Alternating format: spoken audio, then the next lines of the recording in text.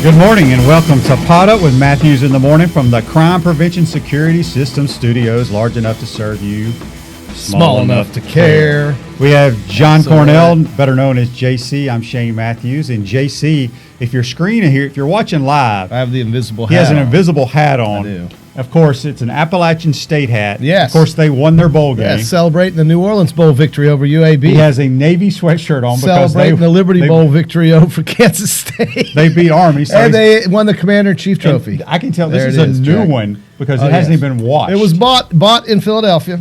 But anyway, his invisible hat, it's yellow. And I doesn't show up on the screen. Well, it doesn't show up in Colonial Life Arena, which is where we are right now for today's exciting show. We are on Monday through Friday at 8 o'clock. And you can, of course, reach us at 352-353-7465. And we're in Colonial Life Arena today because that's where the University of Florida will be playing its second SEC basketball game after a stirring victory on Saturday. Or was it Saturday?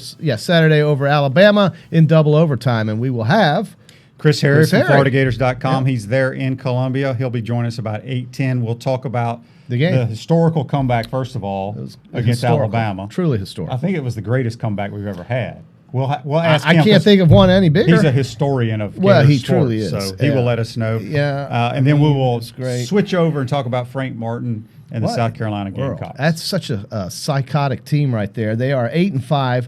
They are a team with a 5-3 record, 5 wins away and only 3 home wins. And, of course, they lost their last game. The game tonight will be on ESPNU at 7 o'clock. So if you get ESPNU, like one of us do here, how about on two the set. Of us? Oh, you get it? Absolutely. You didn't tell me you got it. What was it that you didn't get the other day? For some reason, I used to get the Golf Channel, and then all of a sudden, it just went away. Not there. Just went away. Did you not pay a certain part of your bill? No, Same thing. TV schedule I've had for 10 years. Except for some reason they did not broadcast from Kapalua. Anyway, South Carolina, Florida, big game.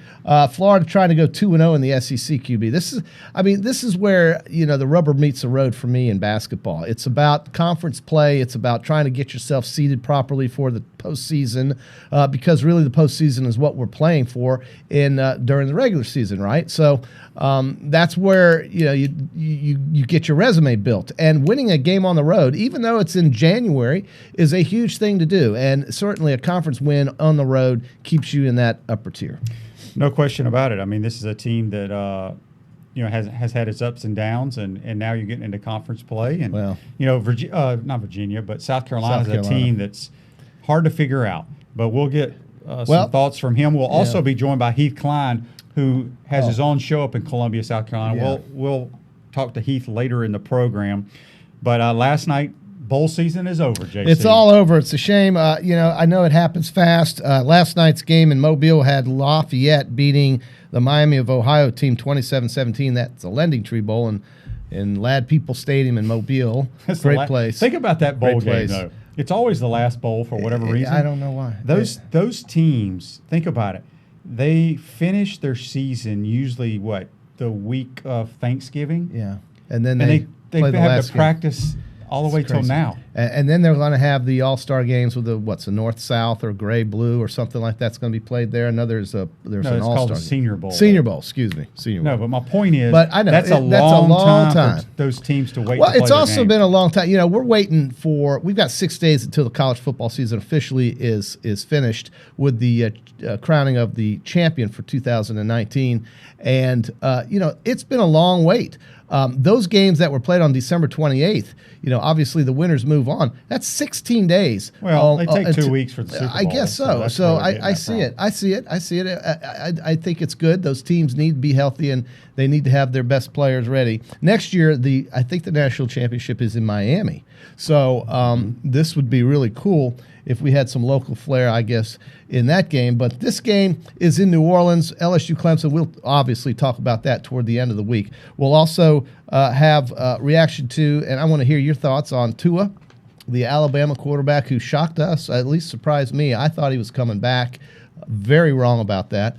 And I don't know why I thought he was coming back, outside of the fact that I didn't know that his future was that well defined for him to make that decision. And I'll tell you, another winner off of yesterday's announcement was Nick Saban, because the way he was up there supporting Tua and the things he said about Tua, and I didn't even watch this, but I read about it, was very heartwarming, I would think, for the moms and dads of the world who said, you know what, that's the kind of coach I want my kid to play for, because he's going to be a pro. No, I know he's going to say that, but that was what was going on yesterday in college football. It was the only thing happening. It was televised nationally, and when a coach is up there saying, absolutely, he's on his way to the pros, and we love him, and this and that, and his spirit and everything about him was fantastic, and we're going to be just fine as he moves on with his life. And that's what I think the moms and dads want to say. I mean, obviously, he didn't have to show up. He could have just sat there and not said anything. Okay, well, first of all, that would be like Urban not showing up for Tebow announcing he's going to go pro, or no, I get it. I mean, no, he's the face of Alabama football. He is, and he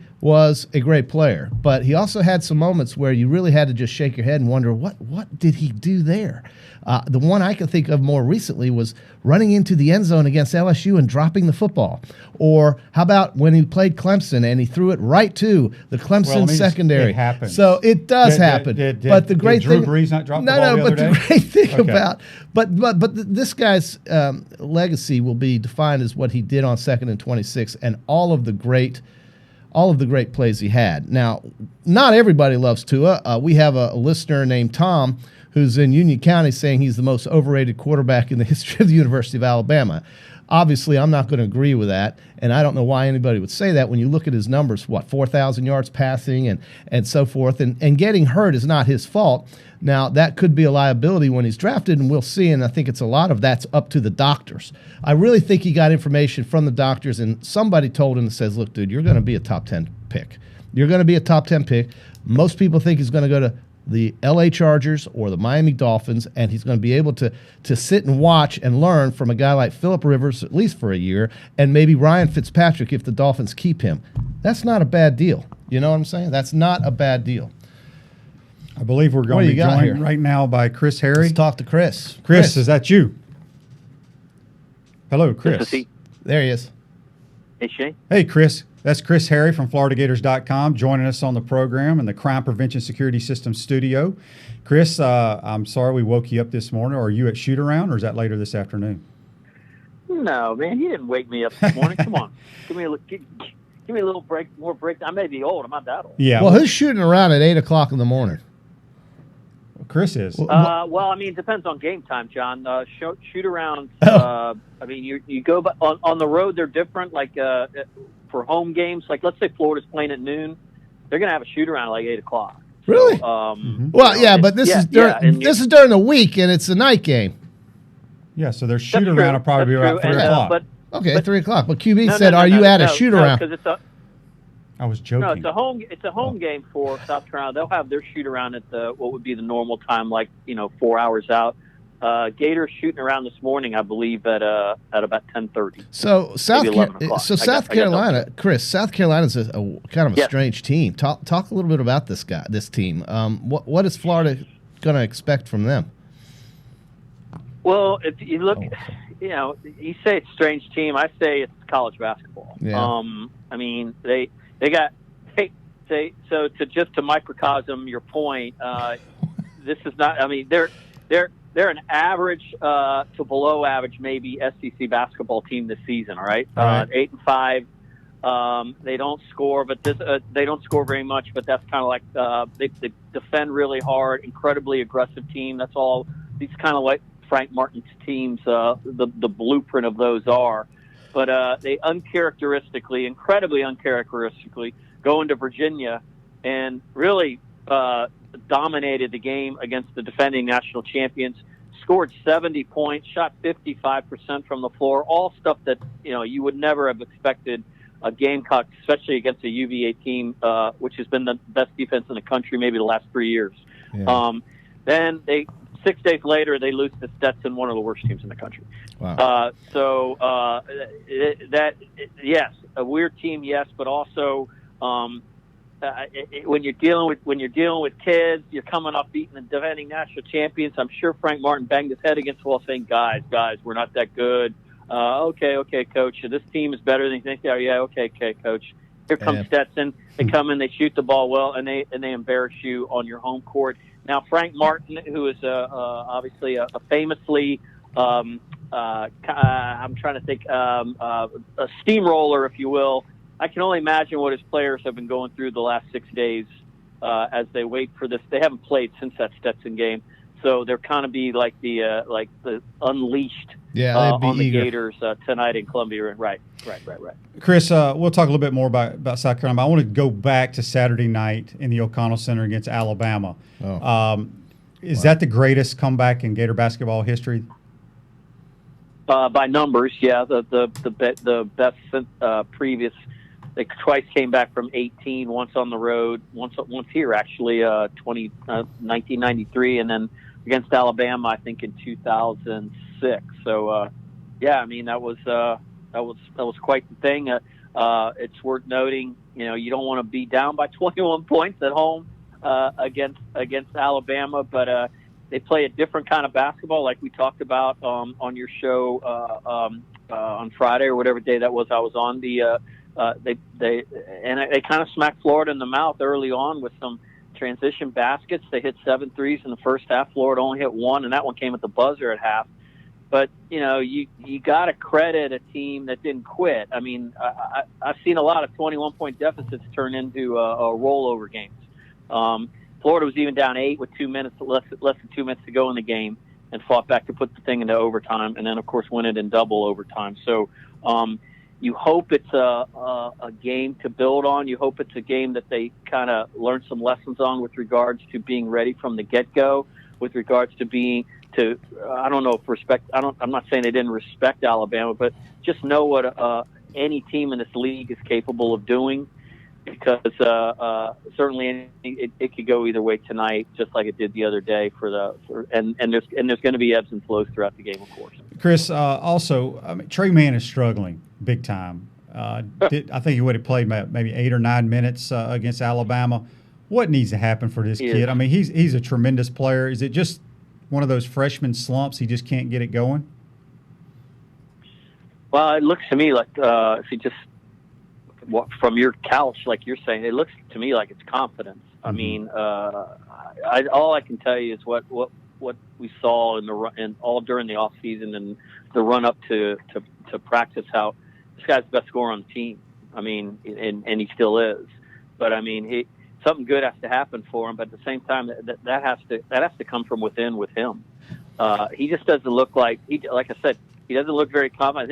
I think he needs to block out a lot of the noise around him in terms of if people in his ear telling him this, that, or the other, and just play his game. I mean, early on in the season, especially, we couldn't believe some of the times, and the coaches couldn't believe some of the shots he turned down because open threes, opportunities to maybe take his man, off the dribble. This is stuff he can do.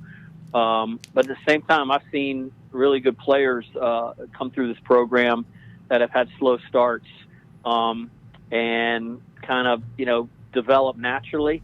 And sometimes it takes a really talented player a little bit to get going. And I tell you what, if he has any kind of lack of a confidence going up against this team tonight, he's not going to be on the floor very long because it won't look very good. And now I'll reverse that. What you saw from Scotty Lewis the other night, you saw a lot of energy. You saw a guy playing pretty confidently, really bouncy in what he delivered for the Gators. 17 points, 10 rebounds, some huge plays on the offensive glass, 6 of 6 from the free. That was some really big basketball. And the thing was, he had an atrocious first half. I think he was a minus 15 in the first half. Came back, I think he was a plus 8 in the second half. So that's kind of like a diametric opposite between those two guys. Maybe Quez Glover and Omar Payne are somewhere in the middle, but they're going to get a lesson in what road SEC basketball is today. This is a hell of a way to start a a college career on the road in conference play for these freshmen. And then you have, on the flip side, Kerry Blackshear, who I think is emerging as really the scoring leader of this team. 3 straight games over 20 points, a double-double against Alabama, and the primary threat that brought Florida back in my mind. When you score 60 points from the second period, beginning of the second period through the first overtime, and he is your leading scorer with 24 points and 16 rebounds. I love the way this guy's playing. Is he the leader of this basketball team right now? Yeah, John, not just as the leader. I mean, the Florida offensive plan goes through him, and it needs to. And that's not just dump the ball down to him. I mean, because they get the ball to him a lot, obviously, in the high post. I know it frustrates a lot of fans, or they think he should be parked on the block. But that draws guys away from the basket. He's a really, really good passer. He's a really, really smart player. He sees plays 1 or 2 passes before they develop. He knows what he's doing. And you mentioned his points. He's also averaging, I think, almost 13 rebounds a game over those 3 games. This is a phenomenal. I think he's 33 of his last 36 from the free throw line over 3 games. I mean, that's 91, 92%, something like that. He's getting fouled. If you guys remember South Carolina a couple of the last few years, they had a guy by the name of Chris Silva, of course, who just had that big play at the end of the game against Florida last year with the dunk with 1 second left on the length of the court pass. He led the country, I think, 2 years in a row on drawing fouls. I think Kerry Blackshear may be on the way to doing that, because that guy gets on the block. Whatever's going on, he makes. Nate Oates didn't think he was getting fouled as much as he does, but he makes the official blow the whistle, and that's really, really beneficial, especially if you're going to shoot 85% from the free throw line. He's really, really good. He's exactly what the Gators need, especially as this young team. He's kind of like a calming voice out there for the young guys too at times, and they're going to go where he's going to take them this year. Chris, final question, kind of a 2-part question for me. Well, can I ask him one more after you're done? Yeah, that's fine. Okay, if Chris says it's okay. Okay. But it is. When you look at tonight, it's a young basketball team going on the road. It's fun. It's fascinating to me how. Talk real briefly, if you can, why it's so difficult to play on the road in conference play in basketball. I mean, we know why it's tough in football, and it may be the same reason. But so this young team going there, we know it's going to be a rock fight because Frank Martin's teams are just play nasty defense. They get after you. What does this team have to do to win tonight? And why is it so hard to play on the road in the SEC?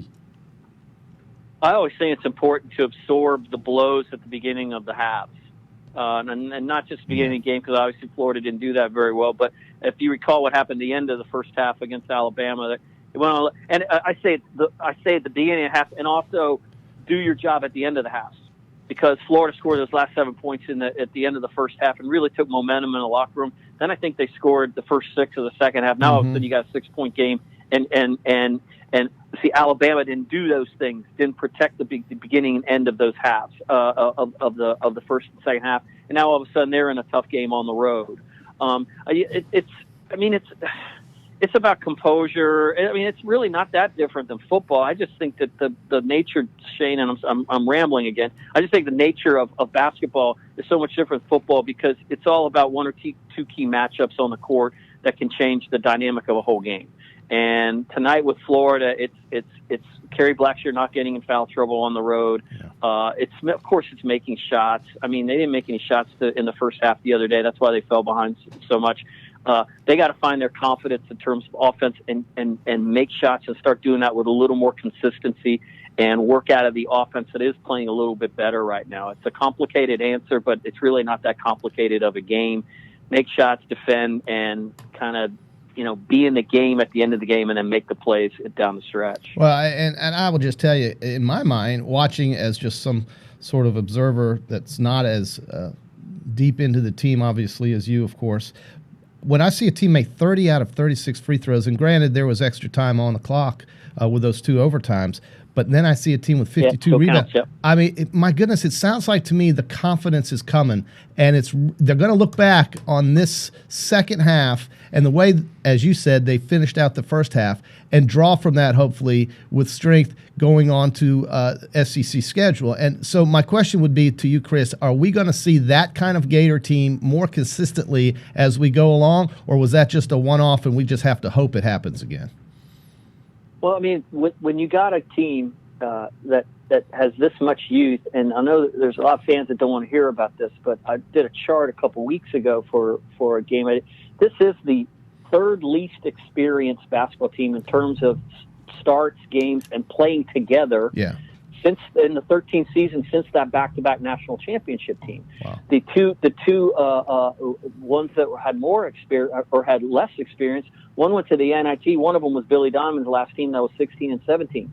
So to answer your question, John, you can't answer that question because you don't know how these young guys are going to react. Okay. But with each positive thing that happens, I think you like to think that they're figuring things out a little bit. You like the Kerry Blackshears there to kind of guide them along the way. But even though Andrew Nemhard has played almost 50 games as a starter, Keontae Johnson, Noah Law, you still there's some young guys like Omar Payne and like Scotty Lewis and the Trey Mans and the Quez Gloves. You don't know how they're going to react in these certain situations. So you hope you build on something like that. You guide them that way. But a game like this can be one step up and two steps back. So you hope you go in with some confidence and take that shot in the mouth early on, and then play with some confidence, play with some poise, and see what happens. I think it's going to make them dangerous. I really do. I think tonight's a big game to follow up or validate what was happening on Saturday with the way that game turned out. And I think it could make this team very dangerous because of how young it is. So we'll see. All right, Chris, enjoy the game tonight. We'll be following you. If people want to follow you, it's at Gators Chris on Twitter, correct? That is correct. At Gators Chris on Twitter, FloridaGators.com coverage. Thank you guys very much for having me on. We love having you, Chris. Thanks, buddy. That's Chris Harry from FloridaGators.com, senior writer who is with the basketball team 24/7. I mean, think about where we could be right now with this team if the game had finished the way it had started. It would be why you play. That's why you play the game. I understand, JT. But what I'm telling you is that it's a completely polar opposite outlook right now. Now, of course, they could go out tonight right there on this court and lay an egg. But I just don't think that's going to happen with the way they played, making all those free throws, QB. When was the last time you remember Florida making 85 or some odd percent of their free throws? I don't know. Honestly, when was the last time? You tell me. You I don't have know. no idea. You don't know it. Well, we were going to and our Alabama guy in Union County, Tom, says they will go 0-18. Are you sure he's not an Auburn fan? I mean, what is this? He may be. We're going to take our first time out of the program. You're listening to Pod Up with Matthews in the Morning from the Crime Prevention Security System Studios. We'll be right back.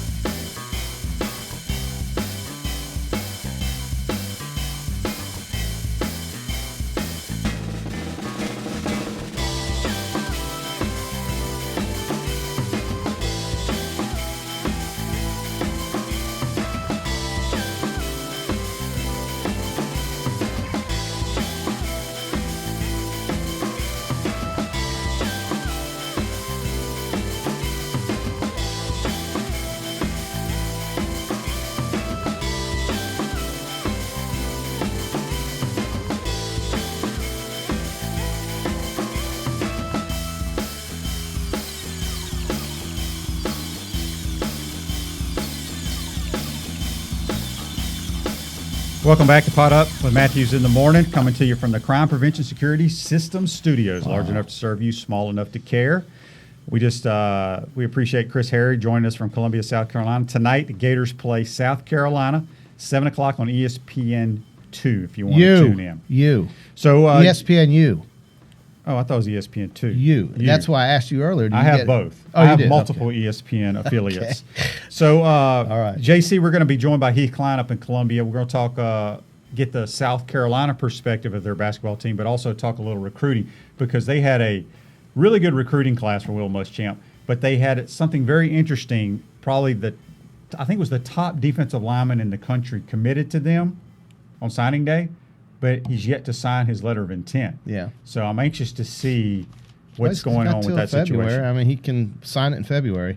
But if you had missed Chris earlier and you're just joining us here on Pod Up with Matthews in the Morning and JC, we are on Monday through Friday at 8 o'clock, and you have the ability to text us or call, as Chris just did, at 352-353-7465. We've got about 10 minutes before we bring Heath on. Is that right? Yeah, something like that. So let's go through some of these text messages. Taylor, throw up some of those text messages that came up. One of them was from somebody in the 904 area code. That assumes to be Jacksonville. Oh, no, this is from Daryl in Green Cove Springs. Nice to have you with us.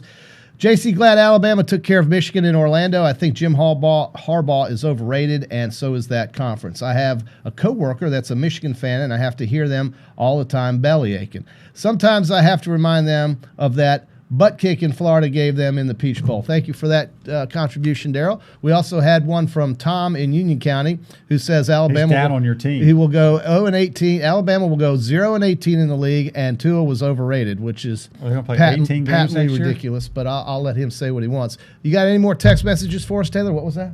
No. Also, I said they're going to go. Oh, they're going to play 18 games next year, huh? No, he's talking about basketball. They're going 0-18 in basketball this year. No, they won't. No, of course not. No, they won't. Good morning from Steve in Gainesville. Steve, nice to have you with us as well. As the tweets start rolling in or the text messages start rolling in. It's nice to have people say good morning, QB. Anybody say good morning to you when you get up? I don't really care. Just kidding. I've got my invisible Marco Wilson is coming back to play for the Gators next year. That's a big move. Man, Talk about that. He's a good player. Very good player. No more text messages there, Taylor. That's it? Okay.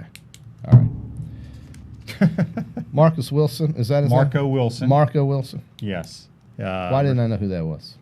Well, he's a very good defensive back. Okay. Very, very good. You know, before we bring on Heath, Tua Tagovailoa, do you have a memory of him as a player at Alabama? But Tua, in his press conference saying he is going pro, since there wasn't a whole lot going on in the sports world yesterday, is the play of the day. Oh, and I think a lot of people around the country, if you're not an Alabama fan, were excited that Tua has left. Well, and I think Alabama fans his are play excited. of his life as an Alabama Crimson Tide was a touchdown pass against Georgia, second and 26. To win the game. Sure, but I think more than that, even though Auburn fans and LSU fans and Georgia fans, and I've heard them say this, always rooted for their team to beat Tua in Alabama. I think everybody respected him as a quarterback for that team, and I think it's because of how he carried himself and the things he did on the field, but also with the way he carried himself off the field. You never heard anything about him. You never heard anything bad about him, whether he was playing or not playing, and I just – I think people are going to miss him as a college football fans. Just as pure college football fans, I think you have to see what he did and say, wow, that guy was special. And now, I don't know. I guess he's got information that says, look, dude, take your money while you can. Because right now, if he comes back with a $10 million plus insurance policy for disability and or loss of value, there is a much larger pot of gold for him in this draft. And I didn't think yesterday when you asked me if he's coming back or not, I didn't think he realistically had a chance to go early in the first round, but obviously somebody's told him he does. Well, I think... You think he's going to get drafted in the first round early? Yeah, well, he wouldn't be coming out if not. I think the information... That's what he hopes. I think the information that he got from his people, from the doctors, from the general managers, they did their research. And, I saw last night, whether it was Bell Kiper or McShay or whatever, had him as the second quarterback behind Joe Burrow in a top 10 pick. And that I guess... I don't know if I've ever seen... I mean, I don't follow the draft, never really have, but has anyone who's been severely injured like him been a top pick? Yeah, and you really are taking a big chance because that's big money that's coming out when you draft somebody that high, and you're taking a big chance on really trusting whether or not he's durable enough to play an entire season. That's 17 weeks in the NFL, and that is a considerably longer time of play, obviously, than college. So, I think with the right fit, meaning the right quarterback to learn under for the first year or so, because I don't see him playing in his first year that much. If he's drafted by somebody like the Dolphins, who may keep Ryan Fitzpatrick for that reason, or the Chargers, who I think have at least one more year of Phillip Rivers left, because they're going to enter a new stadium in Los Angeles. It's going to be a great fit marketing-wise for Tua to be drafted by the Chargers. I would be surprised if he didn't go to the Chargers.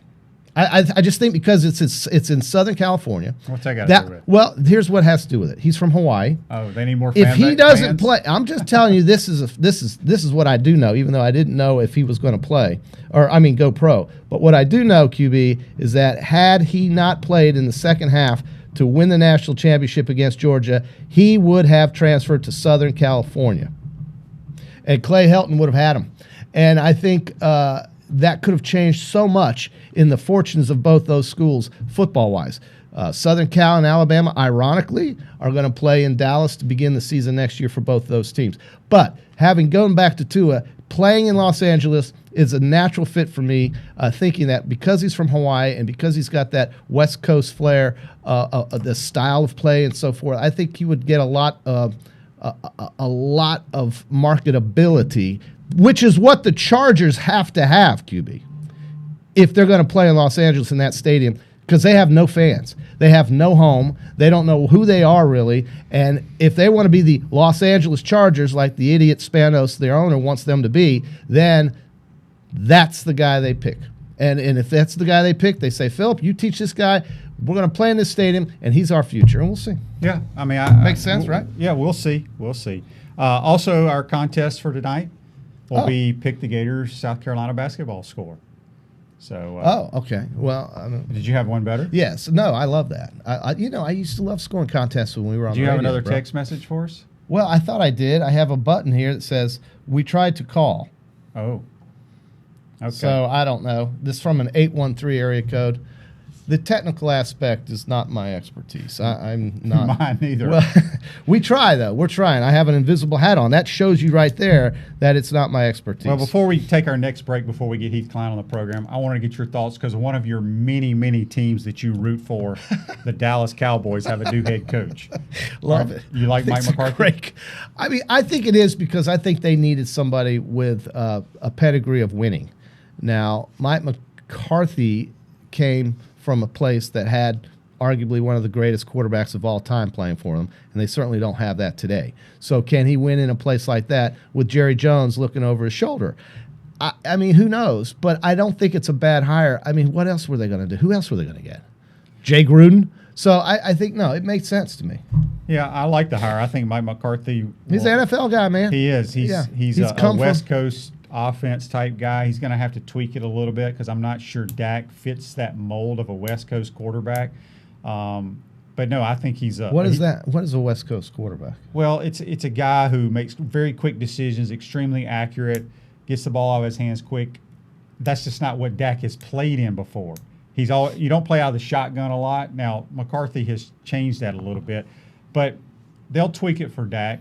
It's going to be interesting to see how much money they want to pay him. I don't think he should get the money he's asking for. He should have taken what they offered him before the season. Yeah, because he's not worth what they're. No, he's not a top wanting. 5.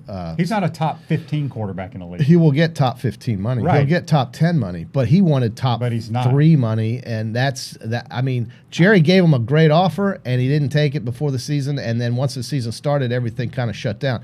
I can name 15 If I was his agent, I would have said sign right there, Dak, before the season. I could probably name 15 baby. Starting quarterbacks that I'd take before. Well, you're not a coach, but I get it. No, but I guarantee you would as well if I went through the list of the quarterbacks. Well, we don't have time for all that, right? We don't? Okay. Do we? I mean, aren't we going to bring our man in here, Keith Yeah, Klein? we're going to take a time out here all right, let's in get a few time. minutes. 8:35. We're going to try to find Heath. Tweet us or text us, 352-353-7465. What? I mean, I want to see text messages. I want to read some text messages. 353-7465. JC, pot up with Matthews in the morning here from the Crime Prevention Security System Studios. Large enough to serve you. Small enough to care. We're going to take another quick time out. Get Heath Klein from Columbia, South Carolina to join the program.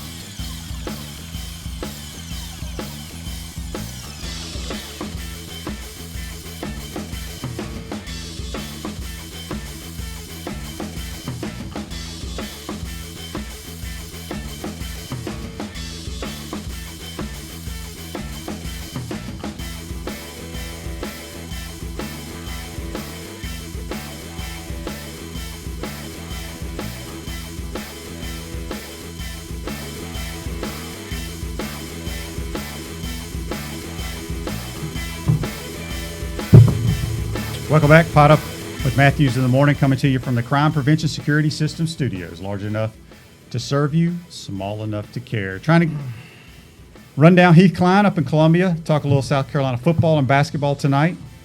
We appreciate Chris Harris from FloridaGators.com joining the program. I think we have Heath. Heath, are you there? I am. How you doing? Hey, Heath. You got John Cornell, Shane Matthews here on Matthews in the Morning. We appreciate you joining the program. We just want to talk a little bit about South Carolina basketball tonight. But before we get to that, Heath, I want to go back and talk a little bit about where Will Muschamp and the South Carolina football program sit now. Do you think Will is on the hot seat is my first question. My second question is, what in the world is going on? Because I know that Jordan Birch, I believe, is one of the top defensive linemen in the country, committed to them on signing day, but never signed his national letter of intent. Is that still the case? Yeah, he hasn't signed and won't until February. There's not been any indication there's a problem there, although certainly every school that recruited him is going to still see if they can change that. But the understanding that at least has been out there from the beginning is that he's got some teammates from Hammond that are going to be signing on signing day and that he wants to sign along with them. There's another kid on that team that's going to be signing with the Gamecocks and another kid who's a walk-on. So he's got a couple of teammates to kind of reinforce the idea that, hey, we're all going to Columbia together and everything. So there hasn't been any sign that there's a problem, but Will Muschamp and everybody who cares about the Gamecocks feel a lot better when pen hits paper in February? Sure. But right now, at least, kid seems to be sticking to his word. There hasn't been any sign that he's gone on a visit anywhere else or anything like that. When you look at the quarterback position, I really like Ryan Helinski. But in this signing class, they signed a very highly touted kid, Luke Doty, who's coming in as a quarterback. And they also got a transfer, Colin Hill, who's a quarterback at Colorado State. Do you think Helinski is the starter next year? It'll be interesting because we know this. We know that Helinski did not have physically everything that he had available for that Alabama game available to him the rest of the season. But we haven't got a chance to talk to him. He's a freshman. Muschamp doesn't let freshmen talk. So we haven't ever gotten a chance to talk to Helinski about anything. They acknowledged that he did have an issue with his meniscus that needs to be trimmed, but have never acknowledged anything about the elbow. The week of the Alabama game, he played and looked great. Then midweek after the Alabama game, he misses 2 days of practice with an elbow issue that they, of course, don't acknowledge because they like to try and keep everything in-house, except for word got out that, hey, he's missed a couple of days of practice, there's an elbow issue. Well, he goes out against Missouri, and despite the fact he missed multiple days of practice and it's his first road game, they put him out there and have him do a bunch of RPOs and wind up throwing the ball a ton. It looked awful. I mean, he never looked the same as he did in the Alabama game again. And there's been rumors that maybe there still might be a little more to that elbow than what they've let on. We'll see. Maybe it's something that with rest will be fine. But I think if Helinski can be the guy that we saw against Alabama, when you add in the fact he then has a year of SEC experience, you feel pretty good that he would be your likely starter. But if he's physically limited in some way, if he has to have a surgery, if for whatever reason he and Mike Bobo don't get on the same wavelength quickly, it's certainly possible that one of these other guys could step up. The fact that Bobo's player came with him, I think a lot of people are curious about that. It's worth noting that he played at Dorman High in South Carolina. So it's not just that he played for Bobo at Colorado State. He's also getting a chance to come home and have that experience already of knowing Bobo's offense and maybe get a shot to play in the SEC. But if he wants to maybe be the sage veteran as opposed to where Steve Adazio coming in out there, he didn't get to play this past year because of injury, it's not like Adazio has a lot of reason to start him, and it's also not like, if you look at Adazio's history, there's a lot of reason to say, man, I could play in a Steve Adazio passing offense. That'd be great. I mean, Adazio's leading receiver for BC last year had 29 catches. So I can't imagine that Colin Hill was expecting to be the Gamecock starter right now, but it'll be interesting to see what he looks like. Doty's supposed to be really good, but we got to see him. And you asked about the hot seats. Just quickly to circle back to that, absolutely Muschamp is on the hot seat. If he's not in the postseason in 2020, I can't imagine the combination of excuses that allows him to keep the gig. Heath, it's John. Nice talking to you. Listen, you talk about that, but what about Ray Tanner? I mean, he's caught some grief, too, as the athletic director. What is the story with Ray Tanner? I know that he was everybody loved him when he won those College World Series, but he's the guy that brought in Muschamp. He's the guy who's all about Muschamp, and he's the guy defending Muschamp. Is there any heat on him? And what will happen with South Carolina? It's hard for me to fathom how you can't win 6 games and get to the postseason. So just winning 6 games, is that enough, or do they need a bigger splash, as you mentioned? Well, I think that could be enough, but the biggest question is it's not about just winning games. You also need to show that you're getting somewhere. Yeah. And the problem for Muschamp in the beginning has always been people say, well, if you can't win in Gainesville, how could you ever win in Columbia? And the reality is that a lot of things happened this past year that weren't his fault, like losing the starting quarterback, one game into the season, having to put a true freshman out there. Because, again, Helinski is a talented kid, but I don't think people outside the state necessarily realize this. Helinski, his brother took his own life the year before. That obviously got covered a lot. But for any kid, just dealing with that alone, the aftermath of that, that's a lot. Then couple that with you moved all the way across the country from California. You don't know anybody. You're in a whole new universe. That's a whole lot. Then his parents came along with him, and his mom has really put a lot on him to be the face of that organization. he thought he was going to have a year to just kind of be a backup, learn the game, learn the teammates, learn everything. And all of a sudden, he's the starter for 11 games. That's an awful lot. I think for him just to get a chance to catch his breath now and regroup, we'll see what he can be. I don't think we have any idea other than what we saw, just those physical talents at the beginning. I don't think we have any idea what that young man could be once he's had a chance to regroup and catch his breath a little bit. But they had so many bad breaks last year, but people don't want to hear it. They're like, well, you won 4 wins in Florida too, so it's exactly the same thing. It's happening again, so let's fire this guy. And it's like, whoa there, Tex.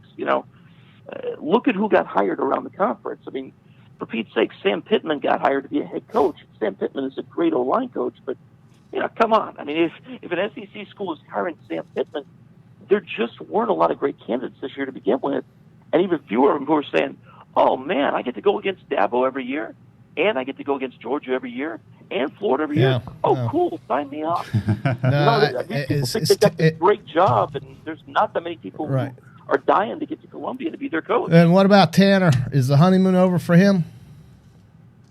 Well, with the fans, it is in large part, but the reality is that right now you've got a president who came in who, I won't get into all the details on that, but it was a very weird situation. It was rammed through by the governor, and the last thing that guy wanted to do was, in the first couple of months of his presidency, be dealing with a crisis about his football coach.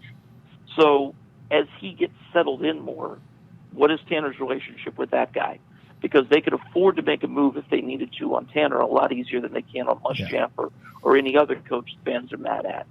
In the next year, if football's not succeeding, if baseball doesn't do well, because that obviously is Ray Tanner's handpicked guy running that too, and they had a rough year last year, if there's still dissatisfaction, once the president's been in place for more than a year, if he can look to put his own guy in place, I could very easily see Ray Tanner becoming executive assistant director of something focused on public relations and donations, and somebody else running the show.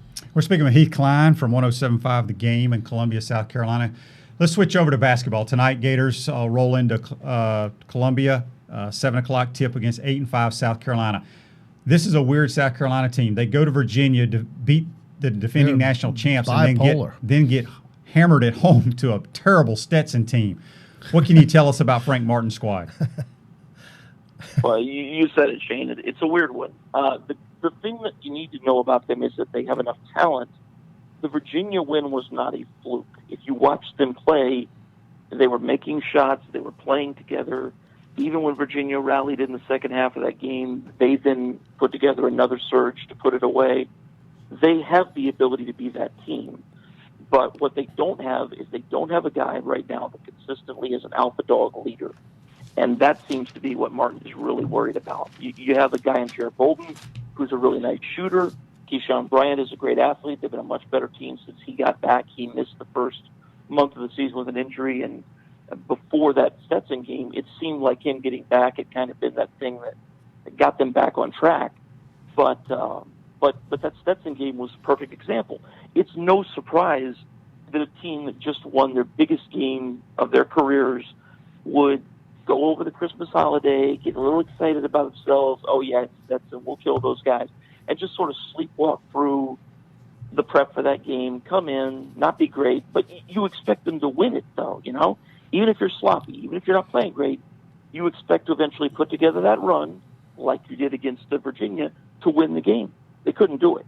And part of the reason is because there wasn't any one guy that was willing to step up in that moment and be the leader and be the guy who could aggressively take over.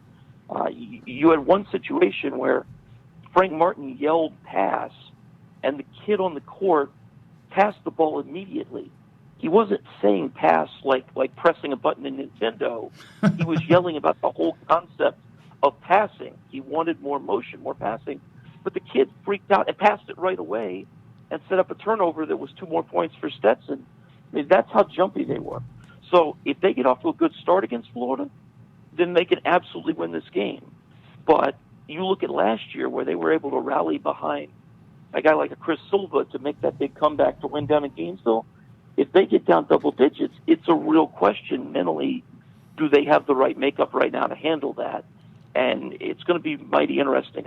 You could sell me just about any outcome of this game tonight. With the way Florida's been playing, having just been down 21 and winning in some of the games they've lost this year, I mean, you could tell me anything and I'd buy it. Well, Heath, that's basketball this year so far, isn't it? Yeah, it's crazy. You've watched this Gator basketball team. A lot of the Gator Nation very disappointed in the way they've played. They're upset about Mike White, but it's a young basketball team, and you're going on the road in the SEC, and hopefully they can build on what happened against Alabama. I mean, that was as great second half as I've seen. Heath, thanks so much for being with us. We'll be in touch, and hopefully get to talk to you again soon. Anytime, guys. Good luck with the podcast. There you go. That's Heath Klein out of Columbia, South Carolina, 107.5 The Game. You can check him out on Twitter at Heath Radio. So we've got about 3.5 minutes left to wrap it up today. What I've liked about this, of course, thanks to Chris Harry and, of course, Heath Klein for supporting us and being on with us today. But what I've liked is I've started seeing some text messages roll in. We've got a guy from Mississippi, Becker, who wants to be our Ole Miss correspondent. So anyway, what's he know about Ole Miss? Well, I don't know, something about maybe he went there, but it's good to hear from friends and folks that are watching and listening on Facebook Live. You can do that by just searching Pot Up with Matthews in the Morning, as well as on YouTube. And I'll be here as often as possible, and it's going to be a good time. And we've got a lot to look forward to, man. Tonight's game, we've got the National Championship coming up next Monday, a week from now, or less than a week from now. Basketball, 2 more games before that for the Gators. So I'm excited. And, listen, we've got more folks rolling in. Amanda says, hi, guys. Hello, Amanda. Then she wanted to know if we get a chance to talk. That's pretty much what we do here. Yeah, JC never shuts up. Well, that's why you got me. Elizabeth says, good morning, Shane. And there she goes. Wait, good morning, Shane. White Gator pullover is on point. Obviously, very. I wear the stuff where I went to school. Well, do you want me to start rolling up here with some crimson? You don't want that, do you? Hey, that's fine. I mean, I'll wear it if they do something, but basketball is not, that's not it. You're a fair weather fan. No, well, look, football ended with 11 wins. That's all I can tell you. Worst season in 10 years. Yep. Will y'all be relevant next year? You said we were done. The dynasty's over. Will we be relevant next year? Look, Alabama's going to be relevant for years to come with the way they recruit, as you know.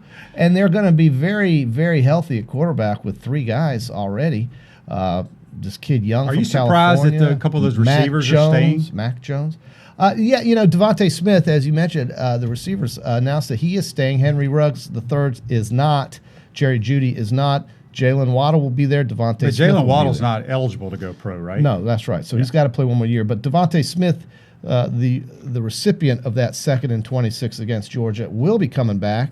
So am I surprised? I think they're really happy with what they saw out of Mac Jones. I think those receivers like the way he gets them the ball. And this, like I said, these 2 other kids, who knows what they're capable of. So that's Tua's brother and then this kid from California. Yeah. So, again, if you want to go to potupwithshane.com, or you can do it on Facebook. And tell them what the contest is. It's Pick the Gator Score tonight. That's right. And I'm going to go with 74-68. Gators? Yeah. All right. I'm going to pick 74-68 is my score. I'm going to pick 71-64. Oh, we both have them winning by 6 or more points. 71-64 with a QB. I just think that, as down as I may have been on them in the first half of that game against Alabama, I was just as excited for them in the second half and in overtime. And anytime you start burying free throws in clutch situations, that means your team is maturing. At least I think that's what it means. I'm not a basketball coach, but I don't remember the last time that team shot 80-some-odd% from the free throw line. Do you? Well, they're a good shooting team when they make shots. When they want to be. When you make shots, you're a good shooting team. Well, I guess so. That seemed to be a problem earlier in the season, but again, that part of the season to me is just so I don't even really follow it. And it's now conference time, and this is where we're going to find where the rubber meets the road. Well, that's a wrap on today's show. We'll recap the Gator basketball tomorrow, talk a little more NFL playoffs. You've been watching Pot Up with Matthews in the Morning from the Crime Prevention System Studios. Large enough to serve you, small enough to care. We'll see you tomorrow morning.